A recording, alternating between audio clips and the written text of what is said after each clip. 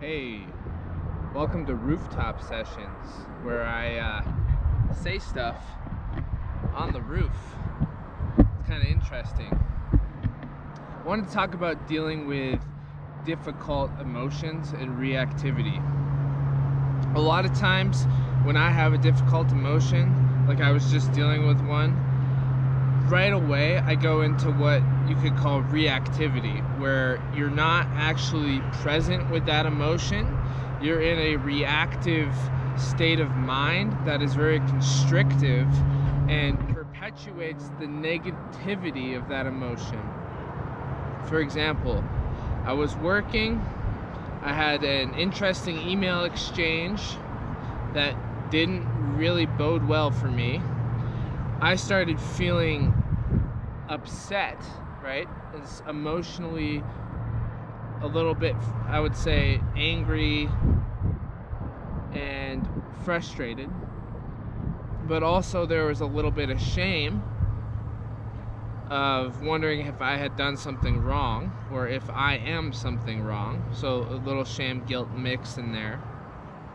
And what that reaction that I had after that was to constrict and to start to actually become perpetually stuck in this emotional cycle by being very deflective and avoidant of feeling it and trying to distract myself, and then kind of holding myself very tightly instead of take a deep breath. What am I feeling? What's the sensation? Okay, I know the emotion is anger, guilt, shame, and a sense of inadequacy. Those are the emotions. Insecurity. Okay, deep breath. What's the sensation? Because the sensation's underneath the emotion. Sensation is tight. Sensation is hot. Sensation is constricted.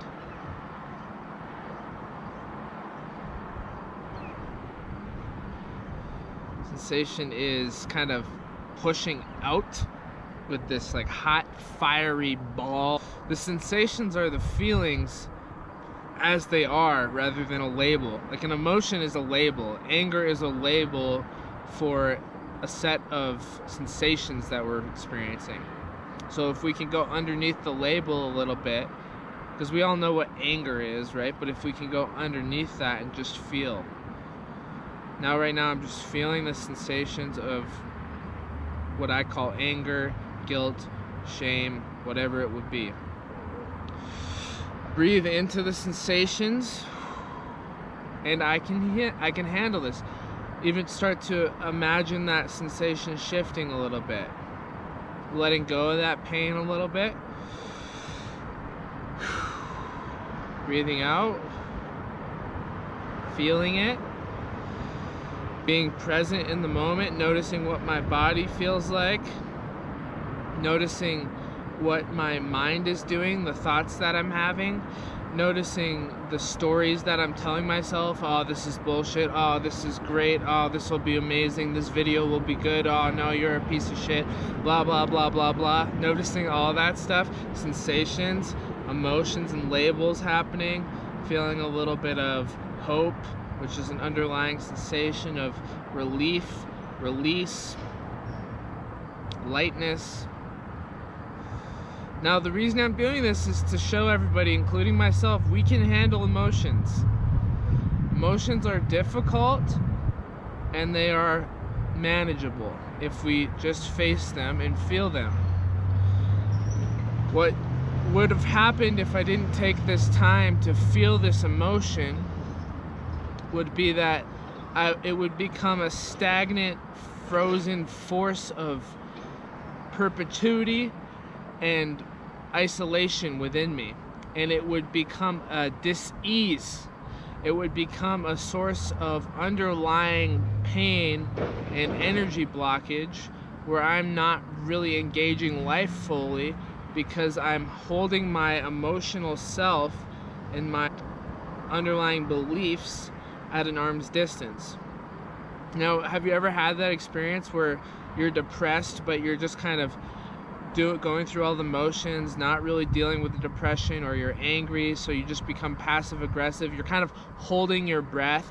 My practice and a thing that I'm encouraging others to do is, including myself, is to turn towards the discomfort rather than away from it.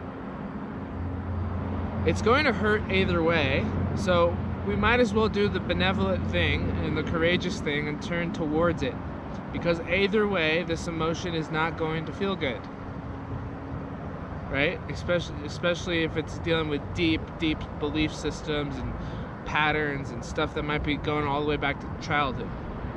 So if we can find a way to feel without panicking and to feel with a sense of resource and presence, then we have a really good chance at working through some of these emotions and then finding a sense of wisdom, because emotions are not a one-sided issue. There's always an underlying energetic propulsion that is attempting to move us towards some sort of resolution. So emotions are simply indicating a deep driving force to respond to things that are happening. And so sometimes they're defensive, sometimes they're aggressive, sometimes they're depressive, sometimes they're deflective. You know, there's all these different ways that we relate. And they're always relating in a way that's attempting to move us towards some sort of resolution. And if we can stop and listen and work through it, we're going to find some of that resolution. We're going to be able to intuitively work through the moment. And this takes what my mentor Gary calls being a sensate. Okay? A sensate is someone who trusts their felt sense of experience in the moment and can work through the perceptual and experiential ground of being in such a way that leads us into a center of wisdom and depth. We can all do this. It takes practice to engage the feelings of discomfort, learn from them, and then trust and a sense of wisdom to come in and assist me through that moment. So it takes a trust in your senses. It takes a trust in yourself.